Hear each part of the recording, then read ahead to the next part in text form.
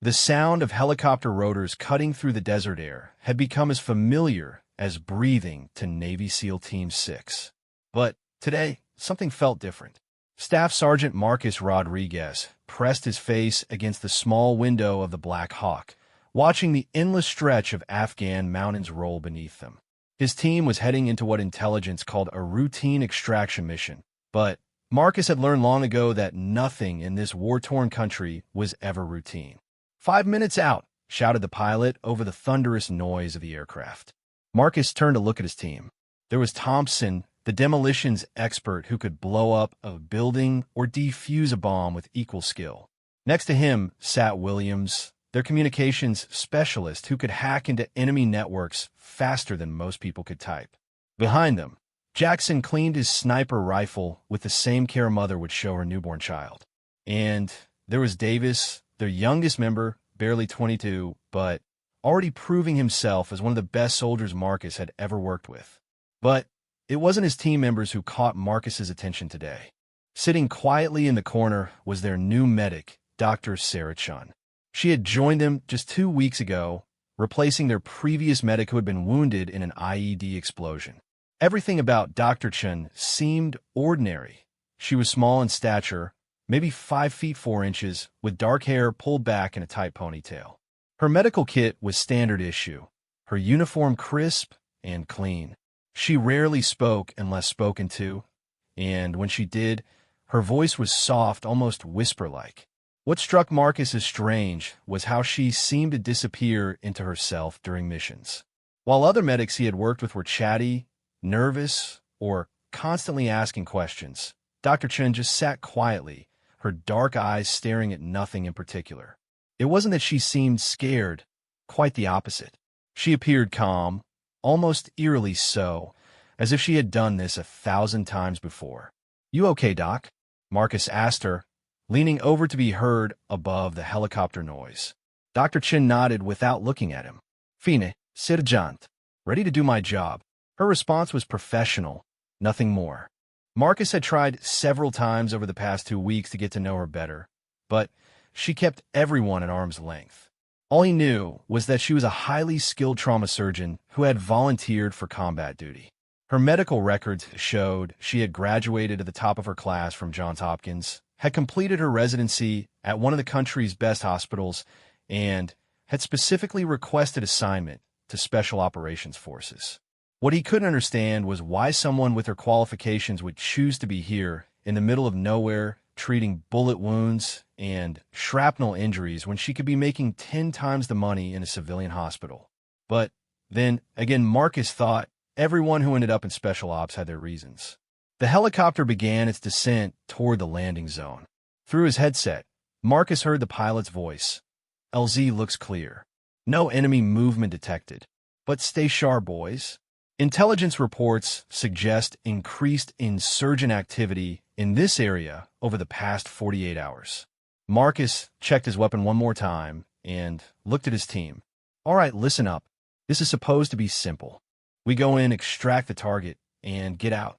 The target is a local village chief who has been providing intelligence to our forces. Word is that his cover has been blown, and the Taliban is moving in tonight to take him out." Thompson raised his hand. "What's the village situation, Sarge?" "Small village, maybe 50 families. Most of the fighting-age men have either joined the Taliban or fled to the cities. We're looking at mostly women, children, and elderly people. The chief's name is Ahmad Hassan. He'll be waiting for us at the north end of the village, near the old mosque." Williams checked his communication equipment. "What if we can't reach him? What if the Taliban got there first? Then we search every building until we find him, or until we find proof that he's been taken or killed. Either way, we don't leave until we know for sure." The helicopter touched down with a soft thud, and immediately the team was in motion. They moved like a well-oiled machine, each person knowing exactly what to do without needing to be told. Marcus took point with Thompson and Williams flanking him on either side. Jackson moved to an elevated position where he could provide overwatch with his sniper rifle. Davis brought up the rear, constantly checking behind them for any signs of enemy movement. Dr. Chin moved with them, staying close but not getting in the way. Marcus noticed that despite her small size, she had no trouble keeping up with their pace. Her medical pack was heavy, easily 40 pounds of equipment, but she carried it as if it weighed nothing. The village was eerily quiet, too quiet. As they moved through the narrow dirt streets, Marcus felt the familiar knot of tension in his stomach. Something was wrong. In a normal village, even at this late hour, there should be some signs of life. A dog barking, a baby crying, the soft glow of oil lamps in windows. But here there was nothing. The silence was so complete, it seemed to press against them like a physical force. "Sarge," Williams whispered into his radio. "I'm not picking up any electronic signatures. No cell phones, no radios, nothing. It's like this place is completely dead." Marcus made a hand signal for the team to stop. He looked around carefully, using his night vision goggles to scan every doorway, every window, every possible hiding place. The moon was almost full, casting long shadows between the small clay buildings. A gentle wind blew dust across their path, and somewhere in the distance, Marcus could hear the faint sound of metal creaking in the breeze. "Jackson, what do you see from up there?" Marcus spoke quietly into his microphone. "Nothing moving, Sarge. But I see something strange. Most of the doors are standing open. In this culture, people never leave their doors open at night. It's like everyone just disappeared." Dr. Chen moved up beside Marcus. For the first time since he had known her, she looked concerned. "Sergeant," she whispered, "I think we should be very careful. This feels like a trap." Marcus was surprised, not just by her speaking up, but by the tone of her voice. Gone was the soft, hesitant way she usually spoke.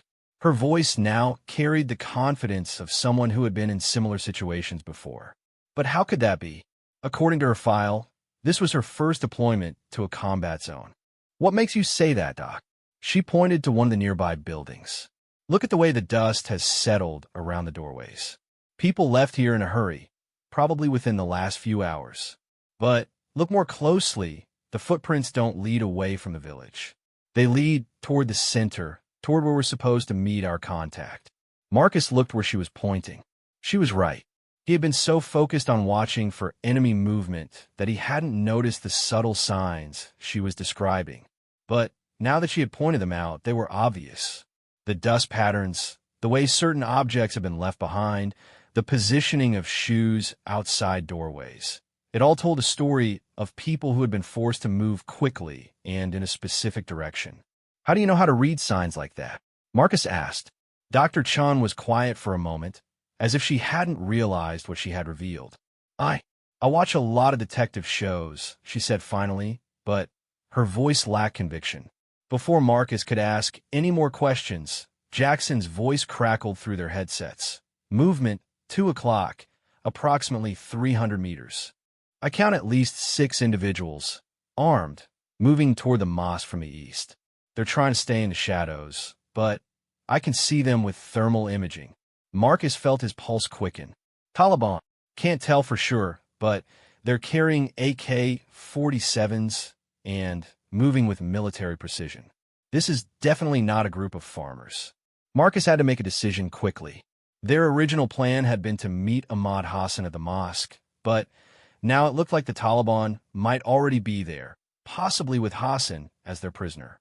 They could abort the mission and call for extraction, but that would mean abandoning Hassan to almost certain death. Or they could proceed with the mission, knowing they were likely walking into an ambush. "What's the move, Sarge?" Thompson asked, already checking his explosive charges. Marcus looked at his team. These were some of the best soldiers in the world, trained for exactly this type of situation. But he also had Dr. Chun to think about. She was a medic, not a combat soldier, and he had a responsibility to keep her safe. "Doc," he said quietly, "I want you to fall back to the LZ.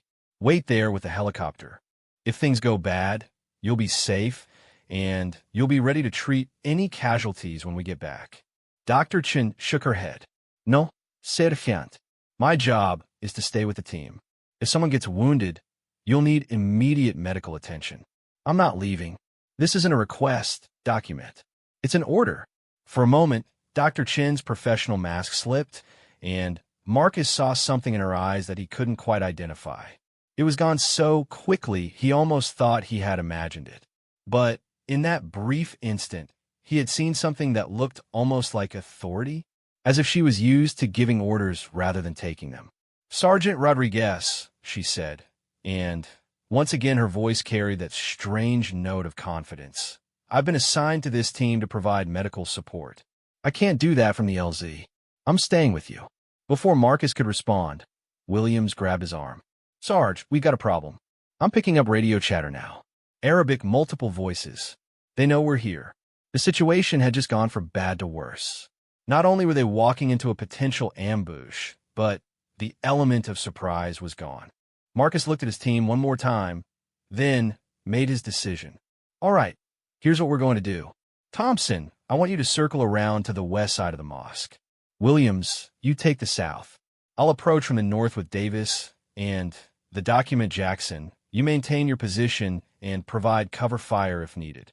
Our objective is still to find Hassan and get him out alive, but if this turns into a firefight, the priority becomes getting everyone home safely." As they prepared to move out, Dr. Chin checked her medical supplies one more time. Marcus noticed that her hands were completely steady. No trembling, no signs of nervousness. For someone on their first combat deployment, she seemed remarkably composed. They moved through the village like ghosts, using every shadow, every piece of cover available. Marcus had done this hundreds of times before, but tonight felt different. Maybe it was the complete silence of the village, or maybe it was the way Dr. Chun seemed to anticipate their movements, staying exactly where she needed to be without being told. As they approached the mosque, Marcus could see the ancient building outlined against the night sky. It was old, probably dating back several centuries, with a small minaret and thick stone walls. Under different circumstances, it might have been beautiful. Tonight, it looked like a tomb. "In position," Thompson's voice whispered through the radio. "In position," Williams confirmed a moment later. Marcus, Davis, and Dr. Chun crept closer to the north wall of the mosque. Through a small window, Marcus could see the faint glow of an oil lamp inside. He could also hear voices, at least 3 men, speaking in urgent, hushed tones. Using hand signals, Marcus indicated for Davis to move to the door while he went to the window. Dr. Chun stayed behind cover, but Marcus noticed she had positioned herself where she could see both approaches and had a clear line of sight to their exit route. Again, he was struck by how naturally she seemed to understand tactical positioning. Marcus peered carefully through the window. Inside, he could see 3 Taliban fighters standing over a figure tied to a chair. Even from this angle, Marcus could tell the bound man was Ahmad Hassan. The village chief was alive, but he had clearly been beaten. Blood ran from his nose and mouth, and one eye was swollen shut. One of the Taliban fighters was speaking into a radio, probably coordinating with other units in the area. Another was examining Hassan's wounds, not to help him, but to determine how much more punishment he could take. The third was standing guard near the door, his weapon ready. Marcus activated his radio. Target located, alive, but wounded. 3 hostiles inside. Unknown number outside. "Jackson, do you still see those 6 guys you spotted earlier?" "Negative, Sarge. They're not in my line of sight anymore. They could be anywhere." That wasn't what Marcus wanted to hear. The 6 armed men had essentially vanished, which meant they could be surrounding the mosque at this very moment. Marcus looked back at Dr. Chun, who was watching him intently. Something in her expression told him that she had reached the same conclusion he had. This was definitely a trap, and they were probably already surrounded. But they had come this far, and Ahmad Hassan was counting on them. Marcus made the decision that would change everything that followed. "We go in fast and hard," he whispered into his radio. "Thompson, put a small charge on the south wall. Nothing that will bring the building down, just enough to create a distraction. Williams, be ready to move in from your position. Davis, you take the door. I'll go through the window. Doc, you stay put until we give you the all clear." Dr. Chun grabbed his arm. "Sergeant, wait. Something's not right here. This is too easy. They're using Hassan as bait." Marcus looked at her sharply. "What do you mean? Think about it. Hassan has been passing intelligence to American forces for months. He knows how you operate, what kind of resources you have. The Taliban would know that if his cover was blown, a special operations team would come for him. They're not just trying to capture Hassan. They're trying to capture or kill all of you. Marcus felt a chill run down his spine. Dr. Chun was right, and the fact that she had figured this out so quickly bothered him almost as much as the tactical situation they were facing. How did a medic with no combat experience understand enemy tactics so well? So what do you suggest, Doc? Dr. Chun was quiet for a moment, and Marcus could almost see her mind working. When she spoke again, her voice had changed completely. Gone was any pretense of being just a medic along for the ride. She spoke with the authority of someone used to making life and death decisions. We need to create our own distraction, something they're not expecting. Thompson's explosives are good, but they'll be ready for that. We need something that will make them think the attack is coming from a different direction entirely. What did you have in mind? Dr. Chin looked around the area, taking in every detail of their surroundings. There, she said, pointing to a small building about 50 meters away. That's a grain storage building. If we can get a small fire started there, the smoke will blow toward the mosque. They'll think we're using it as cover for an approach from the west. While they're focused on that, we hit them from the north and south simultaneously. Marcus stared at her. The plan was tactically sound, showed an excellent understanding of the terrain and wind patterns, and demonstrated the kind of strategic thinking that usually took years of combat experience to develop. No medic should have been able to come up with something like that on the spot. Doc, who exactly are you? Before Dr. Chun could answer, the sound of automatic weapons fire erupted from the direction of the village center. Someone was shooting, and from the sound of it, there were a lot of them. Contact! Contact! Jackson's voice came through the radio, tight with adrenaline. Multiple hostiles moving in from all directions. I count at least 15, maybe 20. We are definitely surrounded. The trap had been sprung, but not the way anyone had expected. As bullets began to impact the walls around them, Marcus realized that Dr. Chin's identity was the least of his immediate concerns. Right now, he needed to focus on keeping his team alive and completing their mission. But even as he prepared for the fight of his life, Marcus couldn't shake the feeling that Dr. Sarah Chun was not at all who she appeared to be. And as the sound of gunfire grew closer, he wondered if he would live long enough to find out the truth. The first bullet shattered the clay wall inches from Marcus's head, sending chunks of dried mud flying into his face. Training and instinct took over as he dove behind cover, pulling Dr. Chin down with him.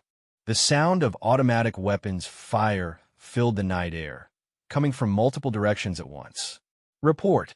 Marcus shouted into his radio, trying to be heard over the chaos. This is Thompson. I got at least 6 hostiles moving in from the west. They've got us pinned down behind the grain storage building. Williams here. South side is crawling with them. I count 8, maybe more.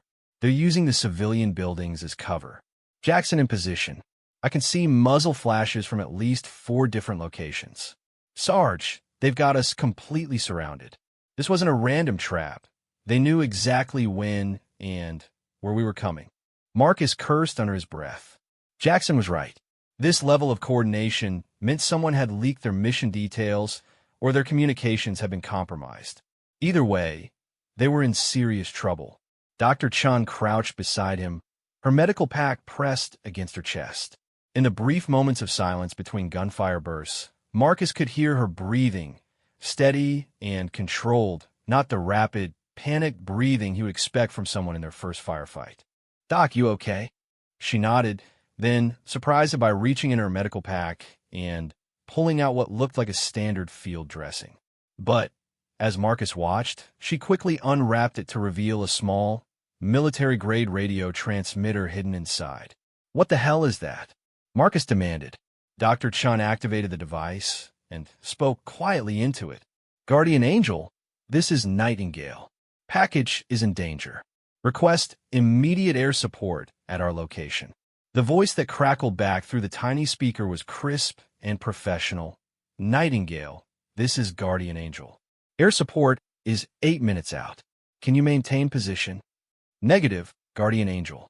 We need to move to secure the asset. We'll advise of position changes. Dr. Chun switched off the radio and looked at Marcus.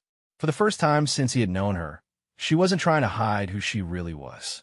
The scared, quiet medic was gone, replaced by someone who clearly had extensive military training and access to resources that regular Army medics definitely didn't have. "Sergeant Rodriguez," she said, her voice calm despite the bullets flying around them. "I'm going to tell you something, and I need you to trust me. My name is Sarah Chun, and I'm a doctor. But I'm also a lot more than that." Another burst of gunfire forced them to press closer to the wall. Marcus could hear Davis returning fire from somewhere near the mosque entrance, and the distinctive crack of Jackson's sniper rifle echoed across the village. "I'm listening, Doc, but make it fast. I work for a government agency that doesn't officially exist. My job is to identify and assess high-value targets who might be useful to American intelligence operations. Ahmad Hassan isn't just a village chief who's been passing along information. He's been one of our most valuable assets in this entire region for the past 3 years." Marcus felt like he had been punched in the stomach. "You're CIA." "Something like that. The point is, Hassan has information that could save hundreds, maybe thousands of American lives. The Taliban knows this, which is why they're willing to sacrifice so many of their own people to make sure he never leaves this village alive." A massive explosion rocked the building behind them, and Marcus heard Thompson's voice on the radio. "That was an RPG. These guys aren't messing around. We need to move now." Dr. Chun, or whoever she really was, checked her weapon. Marcus hadn't even noticed that she was carrying one, but now he could see a compact pistol in her right hand, held with the professional grip of someone who had used it before. "There's something else you need to know," she continued. "The reason Hassan's information is so valuable is because he's identified a major Taliban operation plan for next week. They're planning to attack a convoy carrying wounded soldiers from 3 different FOBs. Over 200 casualties being transported to Germany for medical treatment." The pieces suddenly clicked into place for Marcus. The medical convoy that's supposed to leave Bagram on Tuesday. Exactly. Hassan knows the exact route, the timing, and the size of the force they're planning to use. If he dies here tonight, those wounded soldiers are going to be sitting ducks. Marcus looked at Dr. Chun with new eyes. Everything about her made sense now. Her calm under pressure, her tactical awareness, her knowledge of combat medicine that went far beyond what they taught in standard medic training. She wasn't just a doctor who had volunteered for combat duty. She was an intelligence operative who happened to also be a doctor. "How long have you been planning this?" he asked. "Planning what?" "Using my team as backup for your operation. This whole thing was a setup from the beginning, wasn't it? You getting assigned to our unit, the mission briefing, all of it." Dr. Chin looked genuinely uncomfortable for the first time since the shooting started. "Sergeant, I know how this looks, but..." Her words were cut off by Williams's voice screaming through the radio. I'm hit. South wall. Need immediate medical assistance." Without hesitation, Dr. Chun grabbed her medical pack. "Where is he?" "About 30 meters that way." Marcus pointed toward the sound of Williams's voice. "But you can't get to him. There's no cover between here and there, and they've got that whole area zeroed in." Dr. Chun studied the terrain for a moment, then looked back at Marcus.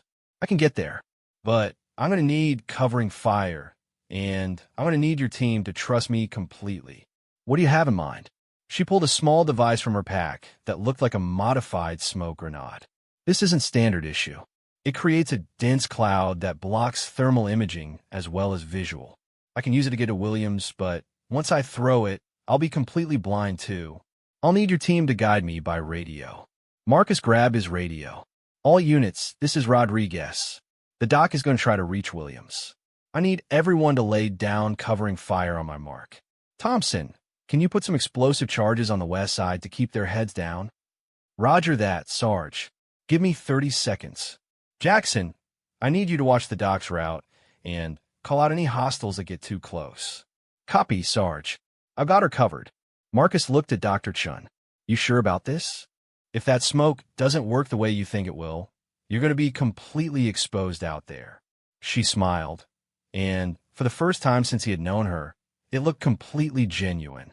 "Sergeant, I've been doing this kind of work for a lot longer than you might think. I'll be fine." The sound of Thompson's explosions echoed across the village, followed immediately by increased gunfire from the Taliban positions. Marcus keyed his radio, "Go, go, go."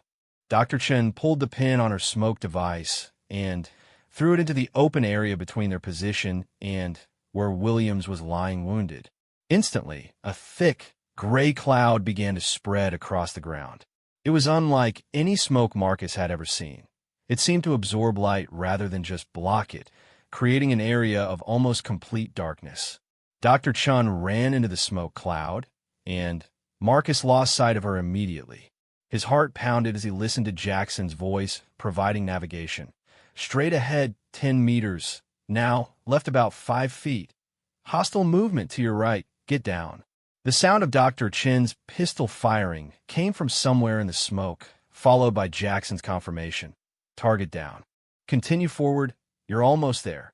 Less than 2 minutes later, Dr. Chin's voice came through the radio. "I've got Williams. He's taken a round through the thigh, but it missed the femoral artery. He's going to be okay, but I need to get him to a more secure location to work on him properly." Marcus could hear the relief in his own voice. "Can you move him?" "Not safely. I need you guys to come to me. There's a small building here that will give us better cover, and I can treat his wound properly." As the smoke began to clear, Marcus could see Dr. Chun kneeling beside Williams about 40 meters away. She had already applied a field dressing to his leg wound and was checking his vital signs. Williams was conscious and talking, which was a good sign.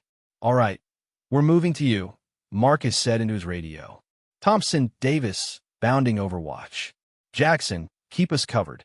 The movement across the open ground felt like it took forever, even though Marcus knew it was probably less than a minute. Taliban fighters were still shooting at them from multiple positions, but their fire seemed less coordinated now, as if Thompson's explosions had disrupted their communications. When they reached Dr. Chun and Williams, Marcus was amazed at what he saw. In the few minutes she had been treating Williams, she had not only dressed his wound, but had also established a small defensive position. Medical supplies were organized and ready, and she had even found a way to improve their cover by repositioning some fallen stones. "How's he doing?" Marcus asked. "He'll live," Dr. Chun said, continuing to work on Williams's leg. The bullet went clean through the muscle without hitting any major blood vessels. "I've got the bleeding stopped, and I'll have him ready to move in about 5 minutes. Williams managed a weak smile. "Doc, I don't know what kind of medical school you went to, but they definitely didn't just teach you how to patch up bullet wounds. You move like you've been in combat before." Dr. Chun glanced up at Marcus before answering. "Let's just say my education was more comprehensive than most people's." Thompson's voice crackled through the radio. "Sarge, we've got a problem. I'm seeing movement from the mosque. Looks like they're preparing to execute Hassan.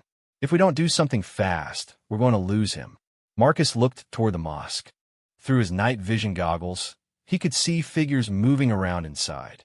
One of them was dragging Hassan toward what looked like a prepared execution site. "Options?" Marcus asked his team.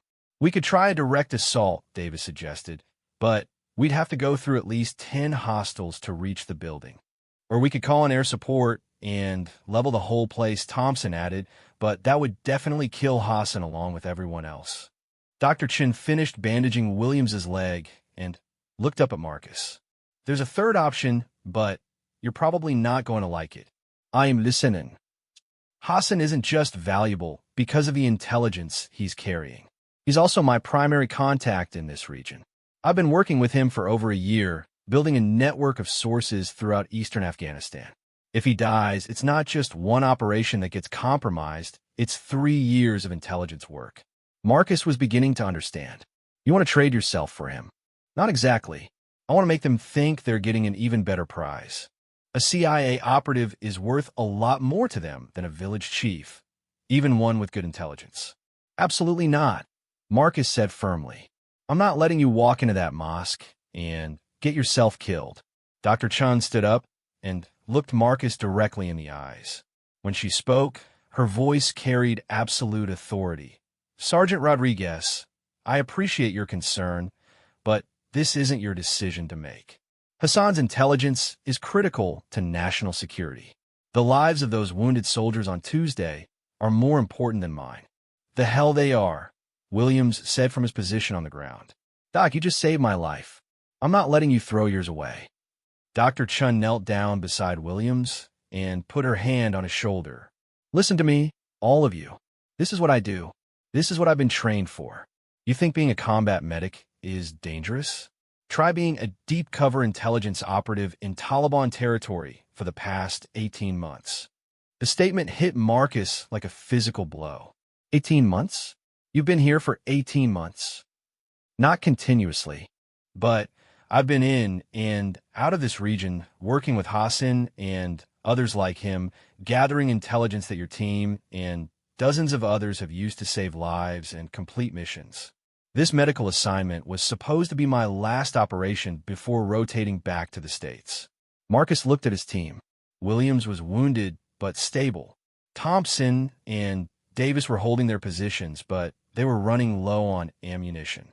Jackson was still providing overwatch, but he had reported movement from multiple enemy positions. They were outnumbered, running out of time, and their extraction helicopter was still waiting for them at the LZ. "What exactly are you proposing?" Marcus asked. Dr. Chin pulled out her concealed radio again. "I'm proposing that we give them something they want even more than Hassan. Me. But not as a prisoner, as bait for a much bigger trap." She activated the radio and spoke quickly. "Guardian Angel, this is Nightingale. I need you to patch me through to Overlord immediately." "Nightingale, Overlord is not available for direct communication. Tell Overlord that Operation Mockingbird is compromised and I'm implementing Protocol 7. He'll take the call." There was a brief pause, then a different voice came on the line. "Nightingale, this is Overlord. Confirm your status." "Overlord, I'm with SEAL Team 6, approximately 200 meters from the primary asset. Asset is alive, but in immediate danger of execution. I have multiple hostiles in defensive positions and limited extraction options." "Understood, Nightingale. What do you need?" Dr. Chun looked at Marcus. "I need you to trust me for about 10 more minutes. Can you do that?" Marcus had been in enough impossible situations to know when someone had a plan that might actually work. He nodded. "Overlord, I'm going to approach the hostiles under a flag of truce. I'll identify myself as agency and offer to trade myself for the asset. Once I'm inside their perimeter, you'll have a clear target for the air support that's en route." "Negative, Nightingale. Too risky. Find another way." "Overlord, there is no other way. The asset has critical intelligence about Operation Windfall. If he dies, we lose 200 casualties next Tuesday." There was a long pause. Finally, the voice came back. "Nightingale, you are authorized to proceed. Air support will be overhead in 6 minutes." Dr. Chun turned off the radio and began removing equipment from her medical pack. Marcus watched in amazement as she pulled out items that definitely weren't standard medical supplies. Sophisticated communications equipment, what looked like a GPS tracking device, and several items he didn't recognize, but which were clearly military in nature. "Doc," he said, "just who the hell are you really?" She stood up and checked her pistol one more time. "My name is Sarah Chun. I am a doctor. I really did graduate from Johns Hopkins, and I really am qualified to treat your injuries. But I'm also a CIA operative specializing in deep cover operations in hostile territory.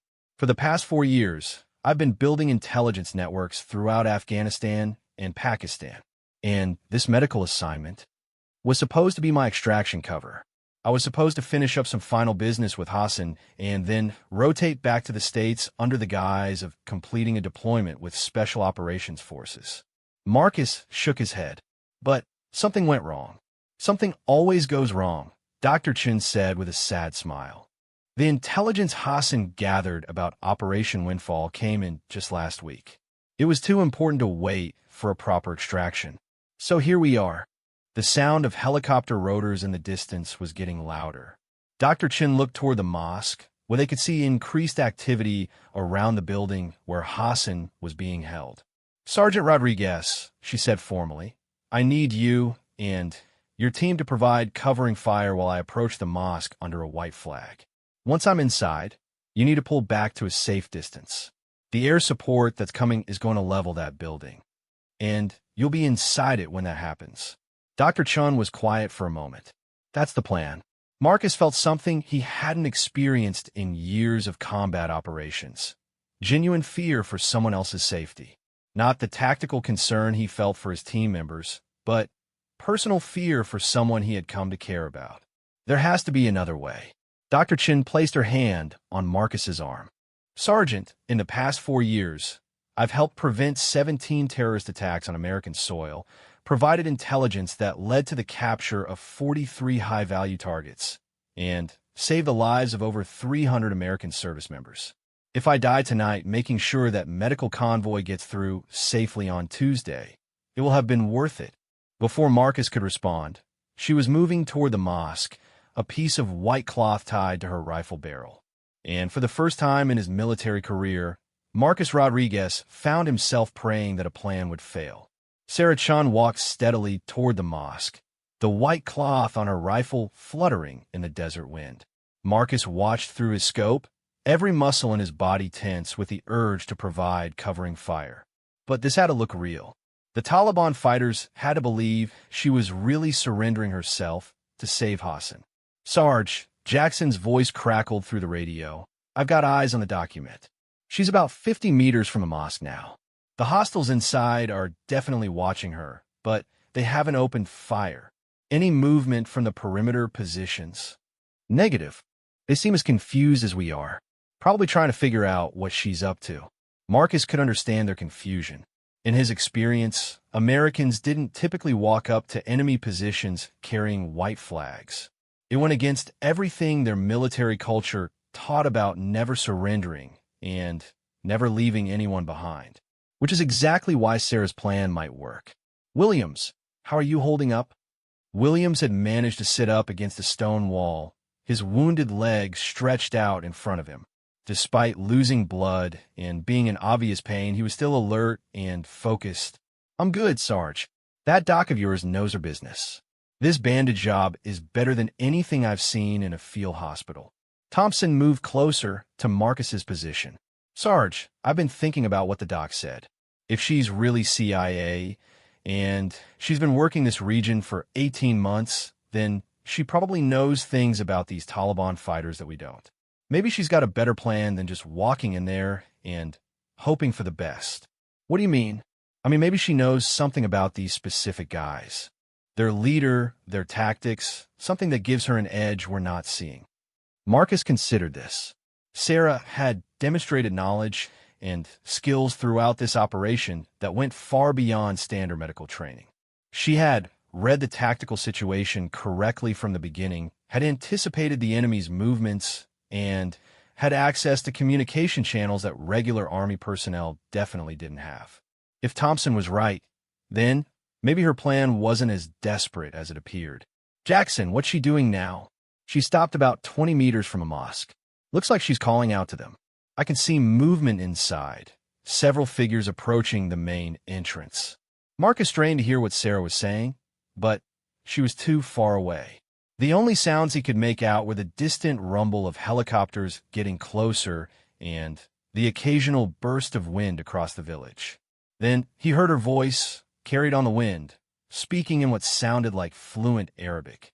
Not the basic phrases that most American soldiers learn for dealing with locals, but sophisticated, grammatically complex sentences spoken with what sounded like a regional accent. "She speaks Arabic?" Davis asked in amazement.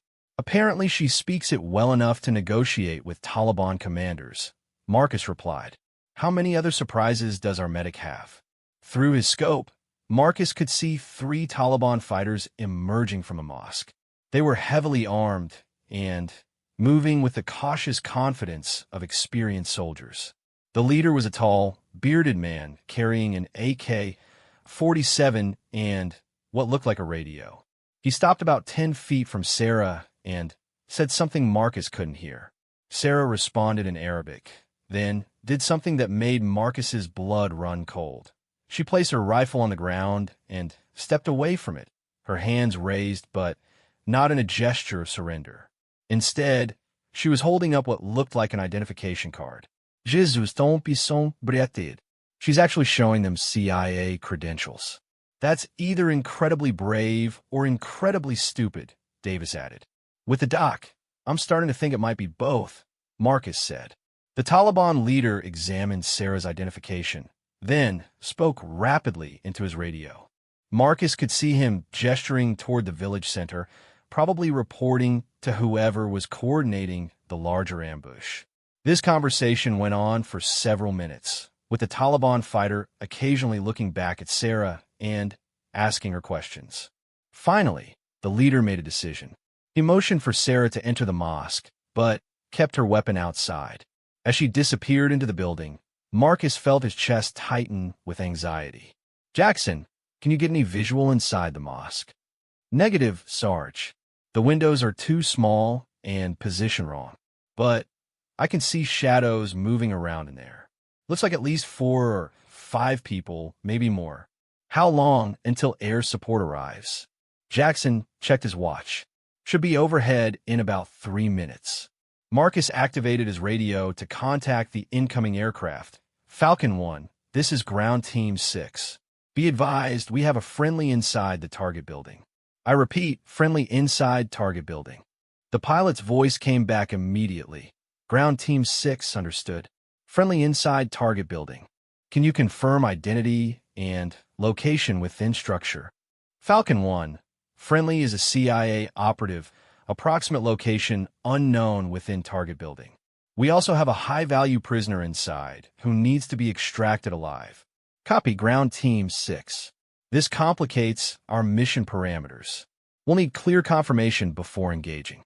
Marcus closed his eyes and cursed silently. Of course, it complicated their mission parameters. The whole point of Sarah's plan had been to get herself and Hassan marked for extraction while simultaneously painting a target for air support. But if the pilots couldn't distinguish between friendlies and hostiles inside the building, they couldn't use their weapons. Thompson, how much explosive material do you have left? Thompson checked his pack. Enough for maybe 2 good charges. Why? Because I think our doc might have underestimated how complicated her plan was going to get. Before Thompson could respond, they heard shouting from the direction of the mosque. Marcus looked through his scope and saw Taliban fighters streaming out of nearby buildings, at least 12 of them, all heading toward the mosque. Whatever Sarah had told their leader, it had definitely gotten their attention. Sarge, we've got major movement, Jackson reported. Looks like every hostile in the village is converging on the mosque. Whatever the doc said to them, they're taking it seriously. Marcus made a quick decision. All right, here's what we're going to do. We can't wait for air support to sort out the friendly fire issue. We're going to have to go in and get both Hassan and the doc out ourselves. Sarge, Williams called out, I may not be able to walk, but I can still shoot. Leave me here to provide covering fire. Thompson, Davis, you're with me. We're going to approach from 3 different directions simultaneously. The idea is to create enough chaos and confusion that Sarah and Hassan can get out during the firefight. What about the hostiles in the perimeter positions? Davis asked. They're all moving toward the mosque. That actually works in our favor. It means they're concentrating their forces instead of keeping us surrounded. Marcus checked his weapon one more time. Jackson, I need you to provide overwatch, and let us know if any of the perimeter guards start moving back to their original positions. Williams laid down covering fire on any targets of opportunity, but be careful not to hit the mosque itself. As they prepared to move out, Marcus heard the sound of helicopters directly overhead. He looked up to see 2 Apache gunships circling the village, their pilots undoubtedly trying to figure out how to provide support without risking civilian casualties. Ground Team 6, this is Falcon 1. We have visual on your position and the target building. Advise when you're ready for air support. Falcon 1, stand by. We're going in to extract our people first. Roger, Ground Team 6. We'll maintain overwatch and engage targets of opportunity as they present themselves. Marcus, Thompson, and Davis began their approach to the mosque from 3 different angles. As they moved through the village, Marcus was struck by how different everything looked now compared to when they had first arrived. What had been a quiet, seemingly abandoned settlement had transformed into an active battlefield. Bullet holes marked the walls of buildings, several small fires burned where explosives had detonated, and the smell of gunpowder hung heavy in the air. When they were about 30 meters from a mosque, they could hear voices from inside. Sarah's voice, speaking calmly in Arabic, and several male voices responding with what sounded like increasing agitation. Marcus couldn't understand the words, but the tone was clear. Negotiations were not going well. Suddenly, the voices inside the mosque grew louder and more heated. Marcus heard Hassan's voice for the first time, weak but defiant, saying something in Arabic that caused an immediate angry response from his captors. "That's our cue," Marcus whispered into his radio. "On my mark. 3, 2, 1, mark."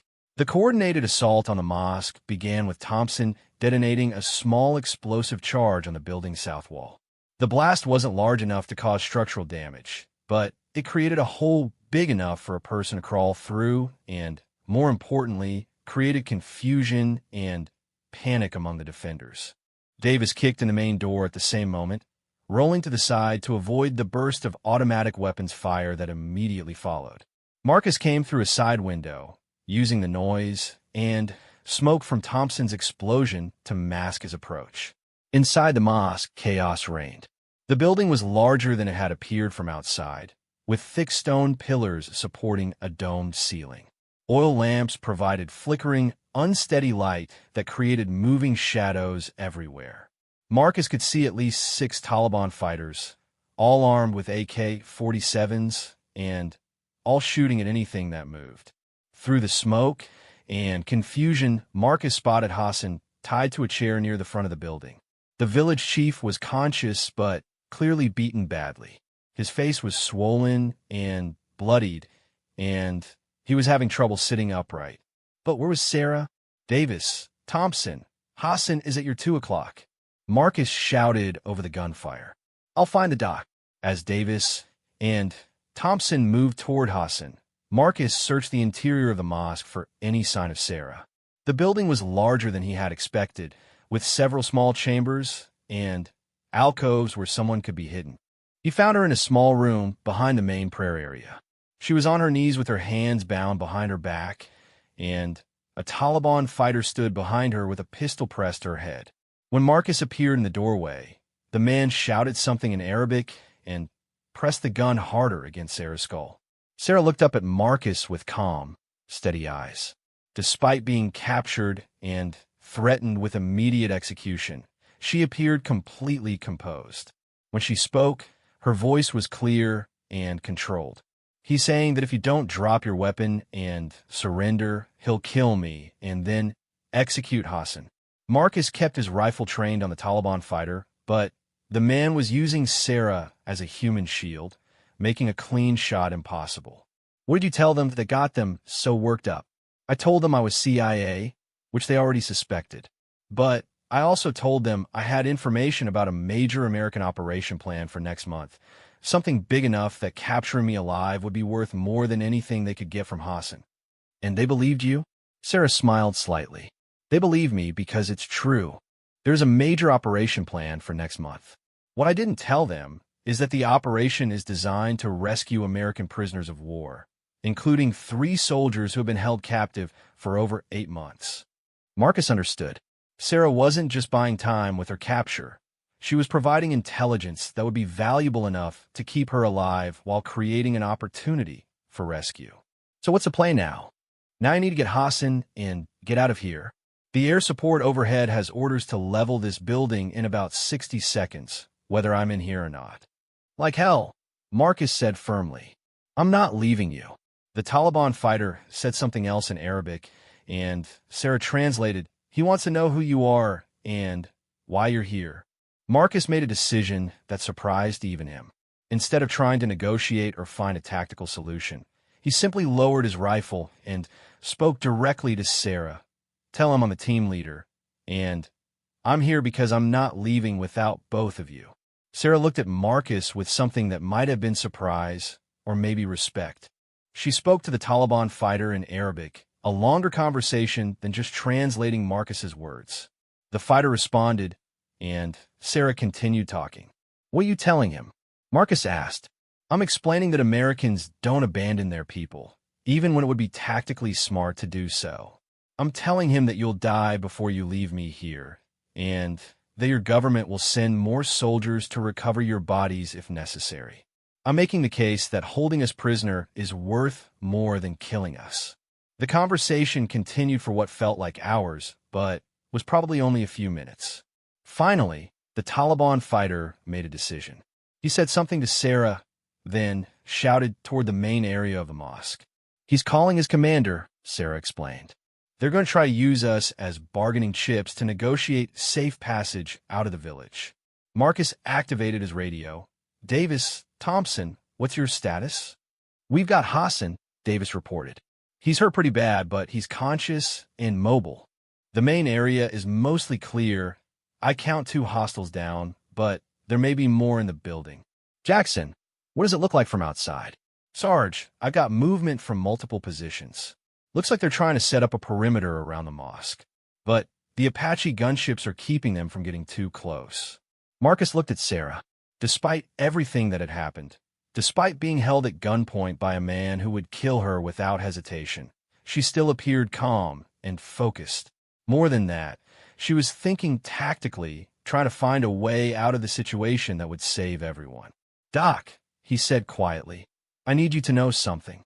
Whatever happens here, you've earned the respect of every man on this team. We came here tonight thinking you were just a medic along for the ride.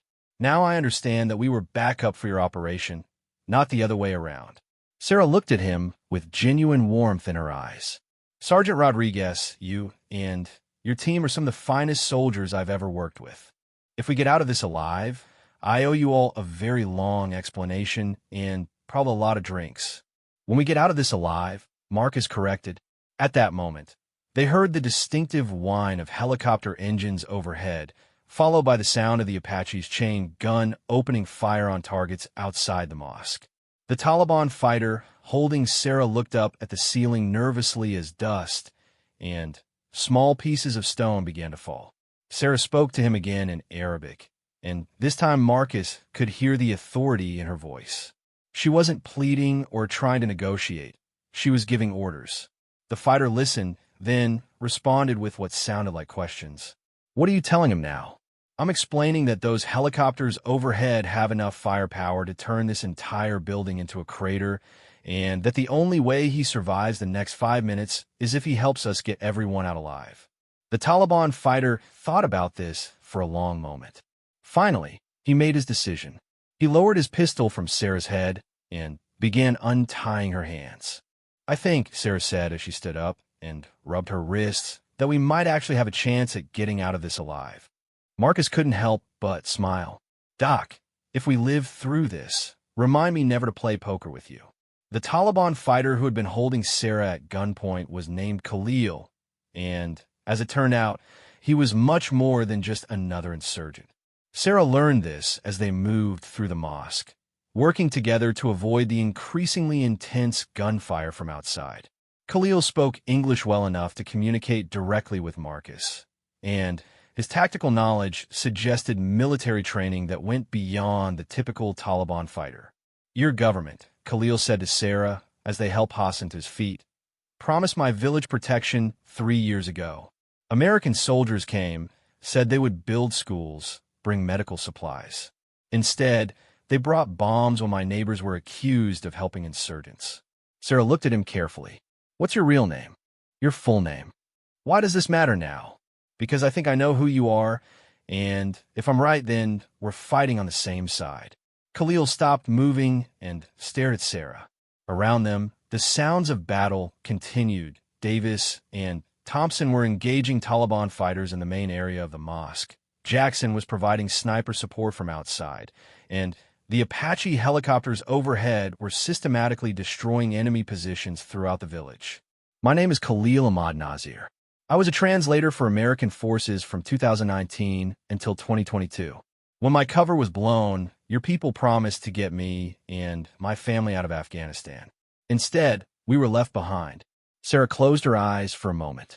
When she opened them, Marcus could see anger there, but not directed at Khalil. Operation Forgotten Promise. You're one of the interpreters who got left behind when we pulled out. You know about this? I know that over 300 Afghan nationals who worked with American forces were abandoned when the withdrawal happened. I know that most of them were either killed by the Taliban or forced to join them to protect their families. And I know that my agency has been trying to locate and extract as many of them as possible. Khalil looked at Hassan, who despite his injuries was listening to every word. The village chief said something in Arabic, and Khalil responded with obvious surprise. What did he say? Marcus asked. Sarah answered. Hassan told him that I'm the American agent who has been arranging secret extractions of former interpreters and their families. He said I'm one of the few Americans who kept trying to help even after the official evacuation was over. Marcus looked at Sarah with new understanding. Her 18 months of operations in this region hadn't just been about gathering intelligence. She had been running what amounted to a private rescue operation for Afghans who had risked their lives to help American forces. How many have you gotten out?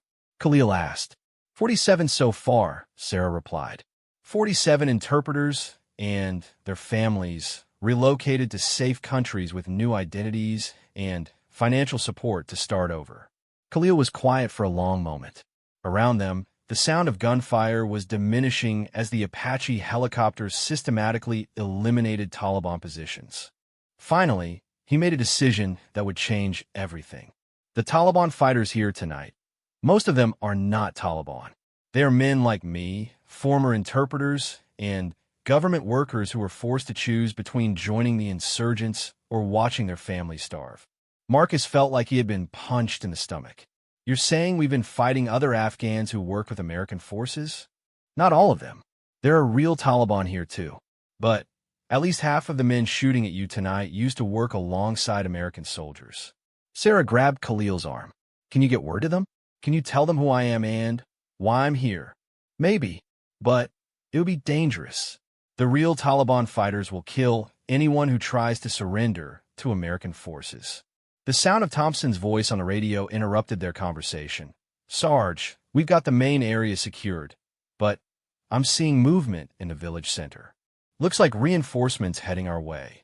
Marcus keyed his radio. Jackson, what do you see? Sarge, I count at least 20 fighters moving toward the mosque from multiple directions. But here's the weird thing. They're not moving like Taliban.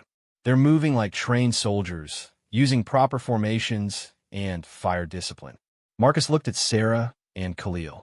Is there any way to communicate with these guys without getting everyone killed? Khalil thought for a moment, then pulled out a small radio. This frequency is used by the village elders for coordinating local security. If any of the former interpreters are listening, they will recognize my voice. He activated the radio and began speaking in Arabic. The conversation went on for several minutes, with multiple voices responding. Marcus couldn't understand the words, but he could hear the tone becoming less aggressive and more confused. Finally, Khalil turned back to them.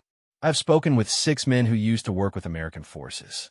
They are willing to meet under a flag of truce, but they want proof that you are really here to help, not just to gather intelligence. Sarah reached into her medical pack and pulled out a small device that Marcus hadn't seen before. It looked like a modified satellite phone with additional antennas and what appeared to be encryption hardware. I can give them proof, she said, activating the device. Guardian Angel, this is Nightingale.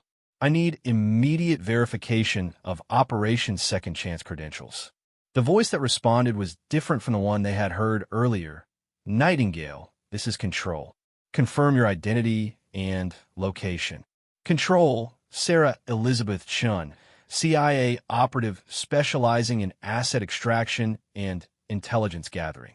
Currently located in village approximately 15 kilometers northeast of FOB Chapman. I need you to transmit the complete list of Operation Second Chance, successful extractions, to this frequency. Sarah handed the radio to Khalil. Over the next few minutes, a long list of names, dates, and locations was transmitted. As each name was read, Marcus could see Khalil's expression changing. These weren't just random names to him. They were friends, colleagues, people he had worked with and worried about. How is this possible? Khalil asked when the transmission ended. Because, Sarah said, there are people in my government who believe that America doesn't abandon the people who help us, even when the politicians say we do. Operation Second Chance isn't an official program. It's funded by private donations and staffed by volunteers who think we have a moral obligation to keep our promises. Marcus activated his radio. Thompson, Davis, hold your positions, but cease fire unless directly engaged. We may have a diplomatic solution developing here. Roger, Sarge, Thompson responded. But be advised, those reinforcements are still approaching. We've got maybe 10 minutes before they arrive. Khalil spoke into his radio again, this time with more urgency. The responses he received sounded increasingly hopeful. Finally, he turned back to Sarah. They agree to meet, but they want to bring their families. There are 12 men with wives and children.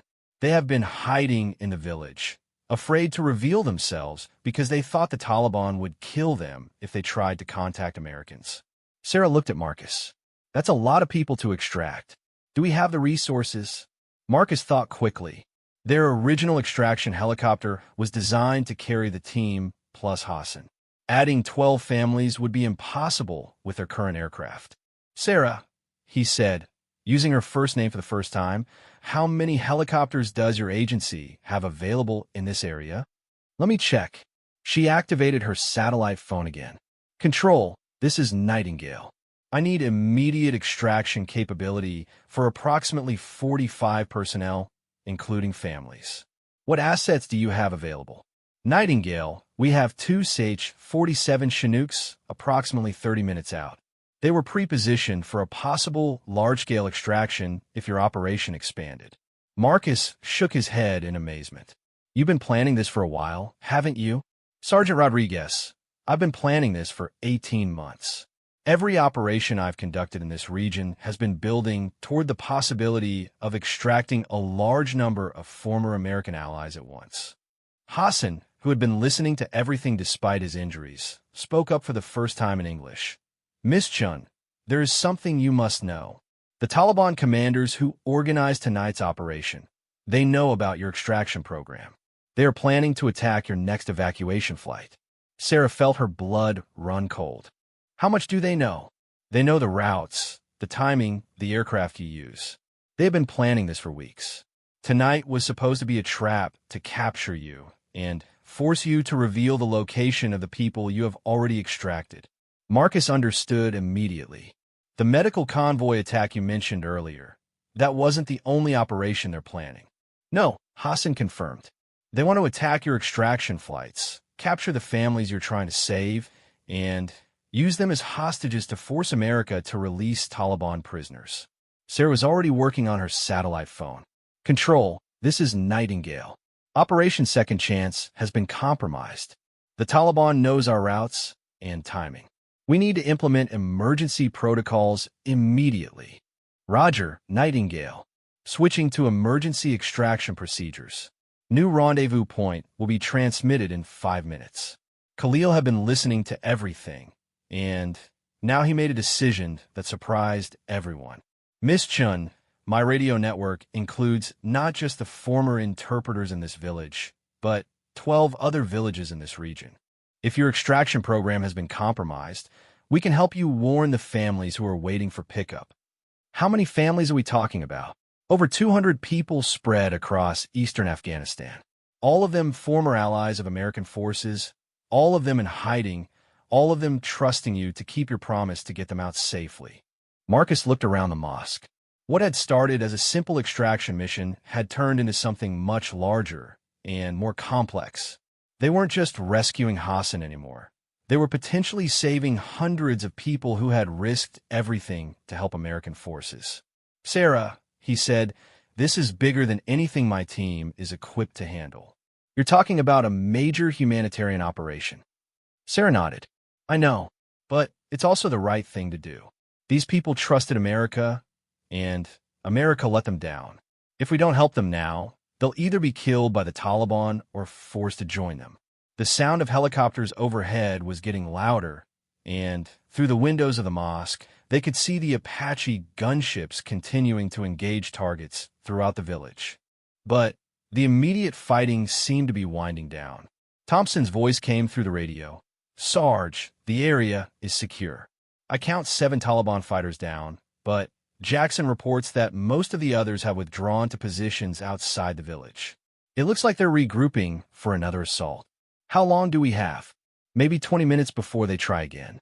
But the next attack is going to be much bigger. Jackson estimates at least 50 fighters moving into position. Sarah made a decision. Khalil, can your people organize the families for immediate extraction? We need everyone at a central location within 15 minutes. Yes, but what about the real Taliban fighters? They will try to stop us. Marcus smiled grimly. Let us worry about the Taliban. Your job is to get those families ready to move. Over the next few minutes, the mosque became a coordination center for what was essentially a small-scale refugee operation.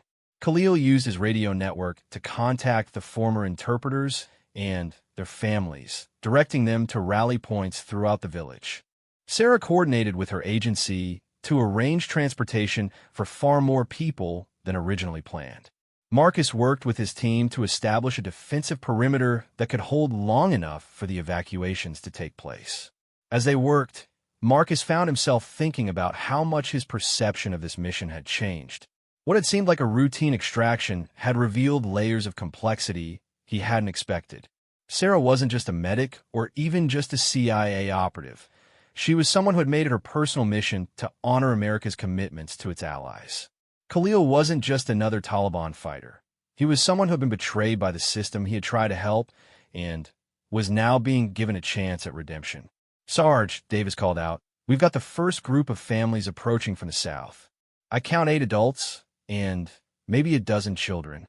Marcus looked through his scope and saw them, men, women, and children moving carefully through the village streets, carrying whatever belongings they could manage. Some of the children were very young, being carried by their parents. All of them looked scared but determined. Jackson, any movement from the Taliban positions? They're still out there, but they seem to be waiting for something. Maybe they're planning a coordinated attack once more families are in the open. Sarah finished her conversation with her agency and turned to Marcus. The Chinooks are 10 minutes out, but my people are telling me that Taliban reinforcements are also moving into the area. We may have a very narrow window to get everyone out. How narrow? Maybe 30 minutes from the time the first helicopter lands until we have to be gone, or we'll be fighting a much larger force than we can handle. Marcus activated his radio. All units, listen up. We're about to conduct a large-scale evacuation under hostile conditions. Our job is to hold the perimeter long enough for approximately 45 civilians to board extraction aircraft. This is going to be complicated, dangerous, and probably the most important thing any of us have ever done. Williams's voice came back immediately. Sarge, wounded or not, I'm ready. These people risked their lives to help American soldiers. Now it's our turn to help them. Thompson added, Sarge, I've got enough explosives left to create a pretty good distraction if the Taliban tries to interfere with the evacuation. Jackson here. I've got clear fields of fire on all approaches to the LZ. If anyone tries to stop this evacuation, they'll have to go through me first. Davis keyed in, Sarge, whatever these people need, we're going to make it happen. Marcus looked at his team, then at Sarah, Khalil, and Hassan. All right, people, let's bring some Americans home.